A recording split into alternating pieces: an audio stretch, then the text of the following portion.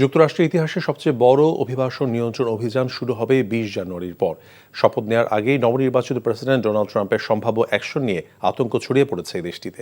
বিস্তারিত জানাচ্ছেন আমাদের যুক্তরাষ্ট্রের ব্যুরো প্রধান ফরিদ আলম।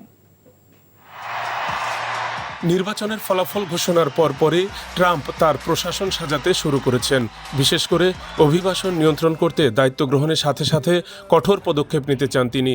অবৈধ অভিবাসীদের বের করে দেওয়া সহ বৈধরা যেসব সুযোগ সুবিধা পেয়ে আসছেন তাও নিয়ন্ত্রণ করতে চান তিনি।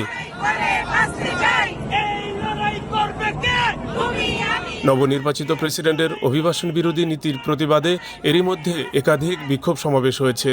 ২০ জানুয়ারি তার শপথের পর অভিবাসীরা নানা চাপের মধ্যে পড়ার আতঙ্কে রয়েছেন। আইনজীবীদের পরামর্শ, কাগজপত্রের সমস্যা থাকলে বিচলিত না হয়ে বরং দ্রুত পদক্ষেপ নেওয়া দরকার। প্রেসিডেন্ট ইলেক্ট ট্রাম্প উনি কখনো কোনো কথাই কিন্তু গোপন করেননি যে উনি ইমিগ্রেশনের যে বর্তমান অবস্থা আছে সেটা বৈধভাবে যারা এসছেন অথবা যারা অবৈধভাবে এসছেন তাদের সবার ক্ষেত্রেই কিন্তু ওনার চিন্তা হলো যে এটাকে নিয়ন্ত্রিত করা। বিভিন্ন সীমান্ত পাড়ি দিয়ে আসা বা অবৈধভাবে বসবাসকারীদের বহিষ্কারের জন্য সেনাবাহিনী দিয়ে দেশজুড়ে ইতিহাসের সবচেয়ে বড় অভিযান চালানোর পরিকল্পনা করেছেন ডোনাল্ড ট্রাম্প।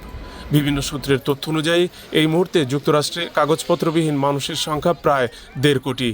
এর মধ্যে অনেক বাংলাদেশিও রয়েছেন। যুক্তরাষ্ট্রে বসবাসকারী বাংলাদেশিদের সঠিক পরিসংখ্যান না থাকলেও এই সংখ্যা ৫ লাখেরও বেশি বলে ধারণা করা হয়। তবে তাদের মধ্যে কতজন বাংলাদেশি কাগজপত্রবিহীন রয়েছেন সেই তথ্য কোনো সংস্থা বা সরকারের কাছে নেই। কিন্তু তারপরও ট্রাম্পের অভিবাসন নিয়ন্ত্রণ অভিযানে অনেক বাংলাদেশি বিতাড়িত হতে পারেন বলে আশঙ্কা করা হচ্ছে।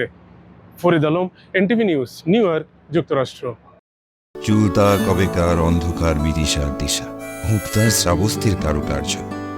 চেষ্টা করবেন রাত ৯টার মধ্যে বাসায় চলে আসার। মেইন গেটে তালা লাগিয়ে দেওয়া হয়। প্রতিদিন কি তড়িঘড়ি করে বাড়িতে ফেরা সম্ভব?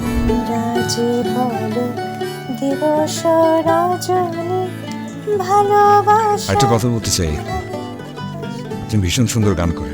প্রেম পেরোলো অনেকগুলো মাস, ভালোবাসা মেখে আজ তুই অভ্যাস। তুমি আমি এসে খুব সমস্যায় ফেলে দিলাম, তাই না? আসলে গাছ আর সম্পর্ক দুটোই একই রকম।